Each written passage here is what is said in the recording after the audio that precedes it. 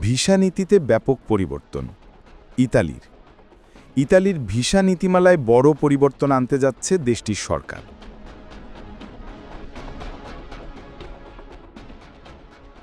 এতে শ্রমিকদের জন্য ভিসা প্রক্রিয়া সহজ ও দ্রুত হলেও পারিবারিক পুনর্মিলন ভিসা পেতে সময় আরও বাড়বে বলে জানা গেছে। এমনকি দীর্ঘদিন বৈধভাবে কাজ করেও যারা মালিক পাননি তাদের বিষয়েও নতুন করে ভাবছে সরকার। সম্প্রতি এ নিয়ে দেশটির পার্লামেন্টে লেগা সমর্থিত দলের আবেদনের ভিত্তিতে ভোট প্রদান অনুষ্ঠিত হলে 131 ভোট পেয়ে নিম্নকক্ষে অনুমোদন পেয়েছে এ সংশোধনী আইন। যদিও এর বিপক্ষে ছিল 75টি ভোট এবং 7 জন কোনো মন্তব্য জানায়নি।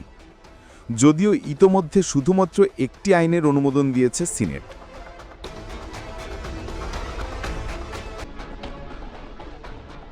নতুন নিয়ম অনুযায়ী এখন থেকে ইতালিতে পারিবারিক পুনর্মিলনের মাধ্যমে প্রবেশ করতে পারবেন শুধুমাত্র বৈধ স্ত্রী বা স্বামী এবং নাবালক সন্তানরা।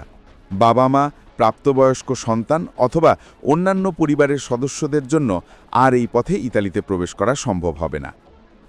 এছাড়াও পারিবারিক পুনর্মিলন ভিসার নুল্লা উস্তা প্রদানের সময়সীমা 90 দিন থেকে 150 দিন পর্যন্ত করা হয়েছে। তবে কর্মীর জন্য আবেদন জমা দেওয়ার পর 30 দিনের মধ্যে নুল্লা উস্তা প্রদানের নির্দেশ দেওয়া হয়েছে। আর প্রশিক্ষণ বা শিক্ষা কর্মসূচি শেষ করার পর ভিসার আবেদন জমা দেওয়ার সময়সীমা পরীক্ষামূলকভাবে 1 বছর করা হয়েছে, যা 2027 সালের শেষ পর্যন্ত কার্যকর থাকবে। সেই সাথে ভিসা আবেদনের নিয়োগদাতার চাকরির নিশ্চয়তাপত্রের বাধ্যবাধকতা তুলে নেওয়া হয়েছে।